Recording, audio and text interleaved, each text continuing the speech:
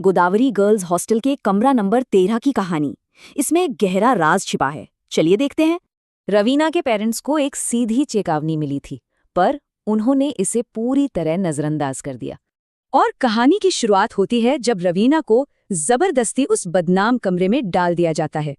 रवीना ने बहुत मिन्नतें की, एक अजनबी ने भी चेताया, लेकिन उसे अकेले बंद कर दिया गया। और उसी रात उस कमरे की असलियत सामने आने लगती है। अचानक दरवाजे पर जोर जोर से कोई दस्तक देता है, लेकिन जब रवीना दरवाजा खोलती है तो बाहर कोई नहीं होता, गलियारा एकदम खाली। और फिर जब वो सोने की कोशिश करती है तो अंधेरे में किसी के रोने की आवाज आती है। अगली रात तो और भी भयानक थी। बिस्तर से एक परछाई निकलकर दीवारों पर घूमने लगती है। रवीना घबराकर दरवाजे की तरफ भागती है, पर दरवाजा बाहर से बंद था। अब ये डरावनी आवाजों से कहीं ज्यादा बढ़ चुका था। अब ये जानलेवा हो गया था। कमरे में उसकी दोस्त संजना जैसी दिखने वाली एक लड़की बैठी थी, पर तभी कुछ अजीब होता है। अगर संजना यहीं बैठी है तो फिर फोन पर कौन है? वो साया खुद को एक आत्मा बताता है जिसे जला दिया गया था और अब वो बदला चाहती है।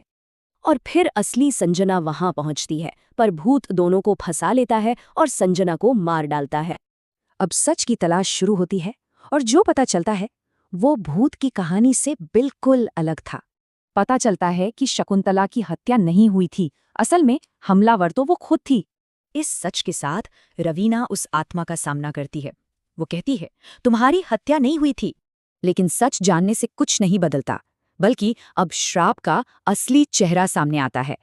इस स्लाइड में जो दिखता है वो वाकई डरावना है। रवीना के बचने का कोई रास्ता नहीं है।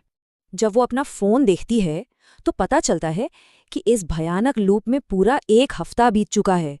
आखिरकार वो आत्मा रवीना के लिए अपना असली प्लान बताती है। रवीना पूरी तरह टूट जाती है और खुद उस कमरे के श्राप का एक हिस्सा बन जाती है। अब रवीना की डरावनी कहानी ही अगले शिकार को इस कमरे की तरफ खींचेगी। वो अगला कौन हो?